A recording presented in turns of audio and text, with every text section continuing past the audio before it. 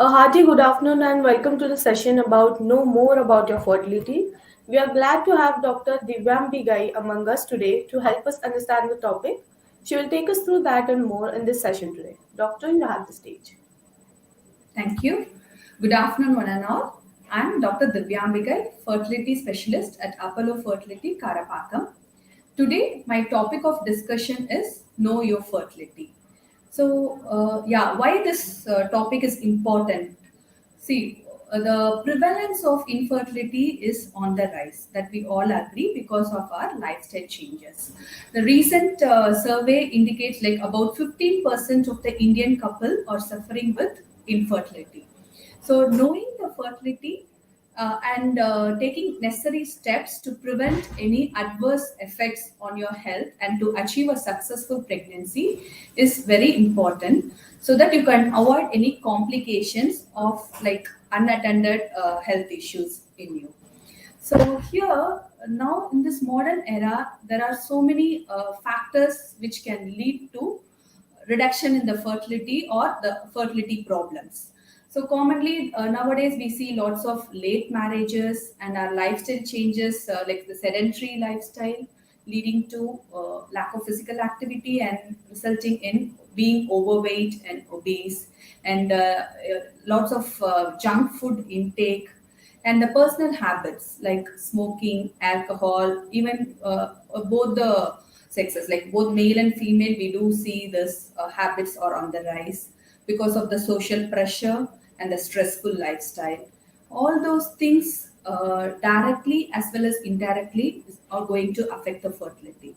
So here in this topic, I'm going to discuss about the ways to know your fertility. Like the clues which you could pick up, and so that you can meet your doctor at the earliest to take the necessary action. So coming to the women to know their fertility, see there are certain signs and symptoms where you can know that if anything wrong, if any issues there already exist in you. So coming to the women, it is mainly the menstrual cycle. So we get the periods regularly. If you're getting the periods regularly, that is actually an indirect measure that your uterus is functioning and you're ovulating. Though it is not a confirmatory thing, but then at least as a first line of ruling out any major issues, if the periods are regular I mean anything between 3 to 5 weeks, once the frequency being between 21 to 35 days is considered as regular cycles. Anything less than 21 days or beyond 35th day is like either short cycle or a prolonged cycles. So in this way, we can pick up like if there are any already any underlying issues. So first thing is the regularity of periods. We commonly see irregular periods. The most common reasons nowadays due to for a irregular period cycle is a polycystic ovarian syndrome. So where women are affected with irregular cycles with anovulation. Anovulation is absence of egg release. So here, for a normal period to happen, we need the egg release. So the ovulation has to happen. So only if there is ovulation or the egg release, the periods will be on time. So when there is anovulation, that is absent of egg release, the periods might get postponed. So that will be a delayed period, as well as when you're trying for pregnancy, you may not be able to achieve pregnancy sooner because of the absent ovulation. So this is a very common problem in the PCOS women. Here PCOS, why this anovulation happens is because of hormonal imbalance. So again, our lifestyle is a very major contributory factor for this PCOS. So when there is overweight, usually commonly seen in overweight obese women. So whenever there is excessive weight gain, there occurs this hormonal imbalance resulting in anovulation. So here, people with PCOS, if you know that your periods are little irregular, better to consult the doctor the earliest to take necessary steps so that you can make your cycles ovulatory and then you can plan pregnancy accordingly. And the next symptom is, apart from the regularity of the periods, associated symptoms during periods like excessive pain, intolerable pain during periods could be again a sign towards a pathology called a problem called endometriosis. So here, endometriosis is a condition where normally during periods, the inner lining of the uterus gets shed off in the periods flow. In endometriosis, there will be a bleeding internally also in the abdominal cavity, which results in very painful periods. So, women who are suffering from severe intolerable pain should need further evaluation to confirm if it is due to a endometriosis related pain. And this endometriosis is a condition which could run in families also, and this is a condition which affects fertility by affecting the ovaries as well as the fallopian tubes. So here in endometriosis, sometimes they cause this condition called endometriotic cyst in the ovary. So endometriotic cysts are nothing but blood-filled cyst in the ovary. We commonly call it as chocolate cyst. Here, because of this condition, it affects the fertility by reducing the ovarian reserve. So this blood collection within the ovary might affect the normal follicles also, thereby reducing the fertility. And as well as the tubes, because of the bleeding internally, that there could be chances for adhesions. Adhesions is like sticking of the organs with each other. So if because of adhesion, the tubal function and the tubal motility all gets affected.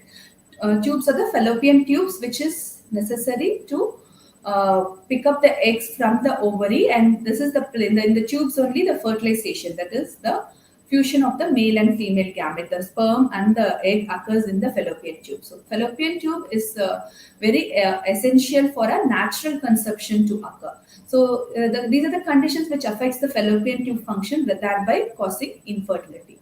So, though it could be a very simple sign or symptom from your side, just a painful period, but then if it is like a very severe or intolerable pain, definitely, and it is like every month you are facing the same similar severe pain which is affecting your day-to-day activity, then it definitely needs medical attention, and we do further evaluation to confirm endometriosis, and we'll treat it accordingly. So endometriosis, if detected early, we can manage it easily rather than detecting endometriosis at the very later stage. Then it will be very difficult to manage endometriosis, as well as the fertility treatment success rate also will get affected because of severe endometriosis. And the next thing during periods is, first is the frequency, pain, and the next is the flow. How is your flow during your periods? That again, a indirect indicator, like the indirect sign where you could pick up some problems in the uterus. So if the flow is heavy, when you are experiencing heavy flow as well as pain, this is a condition which we see in fibroids. Fibroids or the benign lumps, benign tumors in the uterus. So they usually present with heavy flow. Heavy flow, I mean you'll be passing clots in the menstrual bleeding, and pain. So pain plus heavy flow is a combination of symptom which commonly occurs in fibroids. So here again, if you are experiencing such symptoms, again we can confirm through further evaluation, and based upon the location of fibroid, the treatment would be suggested. So because this fibroids or benign, need not worry about the cancer part, but then this benign tumors can definitely cause interruption in the implantation, because these are the tumors in the uterus. So uterus inner lining, that is called endometrium. If the fibroids are very close to the inner lining of the uterus, we call those fibroids as submucous fibroids. These submucous fibroids are notorious to cause excessive flow as well as implantation failure, which could be the reason for infertility. Implantation failure is like the sticking of the fertilized egg in the inner lining of the uterus. If the implantation is not happening because of the fibroid, then that leads to infertility, as well as in some cases it can lead to recurrent abortions also. Implantation failure and recurrent miscarriages are common conditions associated with these submucous fibroids. So once we detect this submucous fibroid, once we treat the submucous fibroid, the results are very good. They'll be able to conceive easily, and the pregnancy can also be continued without any miscarriage risk. So these are the symptoms which you could pick up, and then you can meet the doctor at the earliest, so that you don't end up in any complications arising out of the condition. So these are the three basic things we see. Only with the periods alone, we can pick up so many abnormalities, any variations here. And the next thing is the sexually transmitted infections. The past history, if you are having any known history of any sexually transmitted infections, we have a condition called pelvic inflammatory disease, PID. So these conditions usually women present with chronic lower abdominal pain and chronic white discharge issues. So they present with long-standing problem of pain and excessive white discharge. If any point of time you have been diagnosed with a PID and you have been treated with antibiotics for the PID or a sexually transmitted infection, there are chances that it could have affected your uterus and the tubes. So these women have a risk of tubal damage. So if any history in you suggestive of these conditions, better to get yourself evaluated before planning your pregnancy, so that we can guide you accordingly based upon the results. So these are the conditions which has to be noted. And the another history wise, if you are already known to have any known medical conditions like diabetes, uncontrolled diabetes. Diabetes is high blood sugar and high blood pressure, hypertension, any known thyroid issues, hypothyroidism or a hyperthyroidism, all these conditions, and any autoimmune diseases. All these conditions can affect your fertility, and it can result in secondary infertility also. Secondary infertility is a woman with previous abortions. So these are the conditions can affect your fertility by reducing your chances of getting a live baby. So they can cause a condition called the recurrent abortions, so recurrent miscarriages. So once you have any history of previous abortions, get yourself, we have to evaluate thoroughly to know any known reasons behind your miscarriage. If any reasons have been found, like your high blood sugar or your blood pressure or any other diseases, those conditions, medical conditions, should be properly controlled before you plan your next pregnancy, so that we can prevent any miscarriages from recurring in the future pregnancies. So these are the indirect, these are the from the history wise and your period cycles wise. You can pick up these clues and you can consult the doctor the earliest if you have any deviations from the normalcy. And coming to the fertility evaluation test. So these are the what are the symptoms I have discussed now. Now coming, once you go to the doctor, once you meet your fertility specialist, what are the test options available to know your fertility? That is what I'm going to discuss in this part now. So here, once you come to the doctor, so after going through your thorough history, we'll be suggesting the hormone profile test to start with. That is to assess your ovarian function. So these hormone profile test is usually done on day 2 or day 3 of your period cycle. In the morning, you have to give a fasting sample. In the empty stomach, you have to give the blood sample. So the tests done are the follicle stimulating hormone, the luteinizing hormone. These are the two ovarian function test hormones where we assess whether there is a hormonal imbalance. Even PCOS can be detected through these tests. So in PCOS, generally we see elevation of LH more than the FSH. And the other another hormone which we generally use to assess the fertility, like mainly the reserve, more than the fertility, the ovarian reserve. So that is called anti-Mullerian hormone. This is again a blood test where it gives information about your ovarian reserve. So we know that all women are born with fixed number of eggs. So as age advances, the number of eggs in the ovaries decline. So to assess the reserve, how much number of eggs left behind, to know that we have this blood test called anti-Mullerian hormone. So again in women, this age per se is a very important indicator of fertility. So women who are older, like the elderly age group, more than 35, they have a increased risk of less poor ovarian reserve, thereby affecting their fertility indirectly.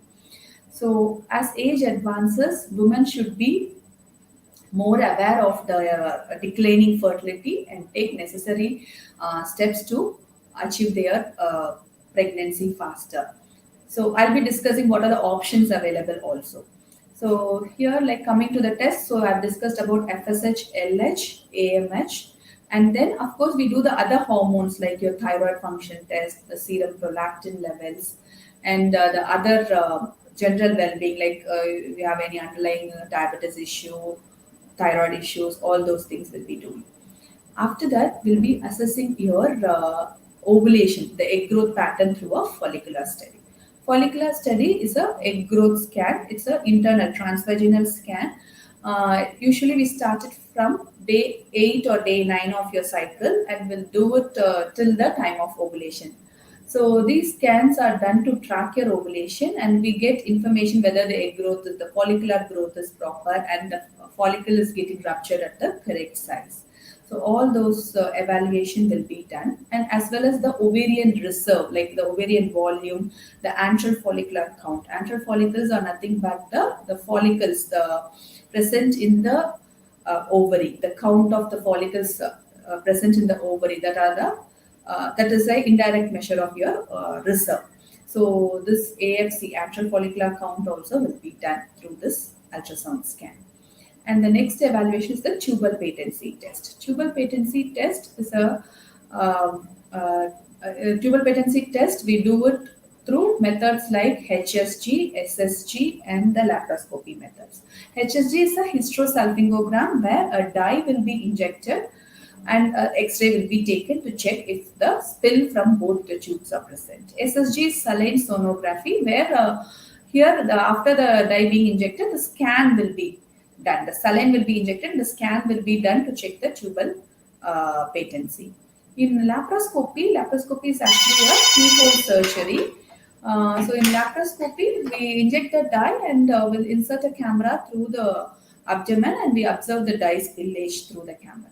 So that is about laparoscopy. So these are the various methods of assessing the tubal patency. So this is a very important discriminatory testing. Like here, it is decision making testing, because if the tubal blocks are confirmed, especially bilateral tubal blocks, meaning both tubes are blocked, we do have certain procedures to address the tubal block, like tubal recannulation, tubal cannulation, and if that procedure also is not helping and this bilateral tubal block is confirmed, then we have to upgrade our treatment to in vitro fertilization or IVF, because the tubes are very essential for achieving a natural pregnancy. So, normal natural pregnancy, or for IUI also, intrauterine insemination, is a technique where we transfer the sperms inside the uterus at the time of ovulation. For this technique also, the tube should be open. If tubal block is confirmed from both the tubes, bilateral, both sides tubal blocks are there, then through natural methods or through IUI, pregnancy cannot be achieved. So in those cases, it is the tubal patency test confirms. Then rather than wasting time through these methods, we can upgrade the treatment to IVF, where in vitro fertilization the tubes are not used. We are retrieving the eggs from the ovary, and the fertilization which naturally occurs inside the body in the tubes. In IVF, we are doing the fertilization in the lab. So the fusion of the sperm and the egg happens in the lab, and the fertilized egg or the embryo is transferred back into the uterus directly. Thereby, we are bypassing the tubes. So even there is both sides tubal block, still the woman can get pregnant through this IVF technique, in vitro fertilization technique. So these are the fertility tests we do on women: the blood test, the scan, the follicular study scan, and the tubal patency test. And for the males, see, there is only one the very common test done for male is the semen analysis, where this semen sample is examined to know the sperm count, sperm motility, and the sperm morphology. These are the parameters we assess through semen analysis. So usually for males, with the semen parameters are abnormal, we have the treatment options for them, and then we plan accordingly based upon the count and motility. The treatment options are suggested. So now, after knowing these, like how to assess yourself whether there is any problem in you, and once you come to the doctor, what are the test options available to know your fertility. So knowing all these things, so you can take the correct, you can identify your problem at the earliest, and you can take the correct necessary actions. Now, like after discussing this, I want to touch upon the ways to take care of your fertility also. So this is knowing your fertility, and then how to take care of your fertility.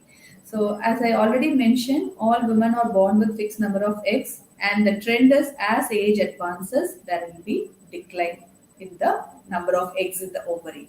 So every year we are going to lose eggs. There are no ways to increase the egg count.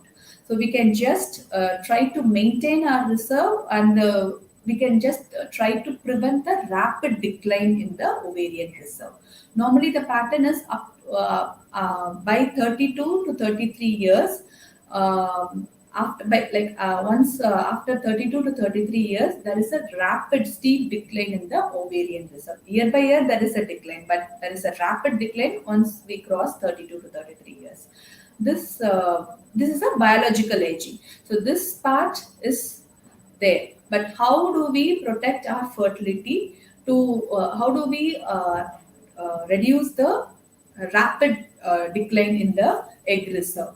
This through our lifestyle changes only. In the beginning of the talk itself, we've been discussing there are the lifestyle changes only is contributing to infertility because of the our because these lifestyle changes causes affects the egg count as well as the sperm count. So our to start with, from our diet, what we eat, that is we have to concentrate on a nutritious, healthy, antioxidant rich diet. This is very most important thing. Antioxidant rich is like our count, the be it the sperm or the egg, the reserve is coming down because of the oxidative stress which causes damage to these cells, the egg cell and the sperm cell. So this oxidative stress is because of our improper diet, no, the junk foods and the pollution, the environmental caused pollution, and personal habits, smoking, alcohol, and the adulteration in the food. All those things are contributing to the decrease in the reserve. So we have to choose our diet. We have to choose our diet in a correct way, like which are the antioxidant rich foods. The common antioxidant rich foods are all colored vegetables, beetroot, carrots, broccolis, green leafy vegetables, and these dry fruits, raisins, apricots, walnuts, all those things are antioxidant rich food. And other fertility rich diet are the animal protein. Probably we have to cut down on fatty foods. So lean meat, country chicken, all those things can be taken. And regarding that high fiber diet, that has to be concentrated, and carbohydrate restriction. So we can concentrate on carbohydrate restriction by cutting down on your white rice if you're consuming it more, and you can alternate with millets, brown rice, oats. All those things can be tried.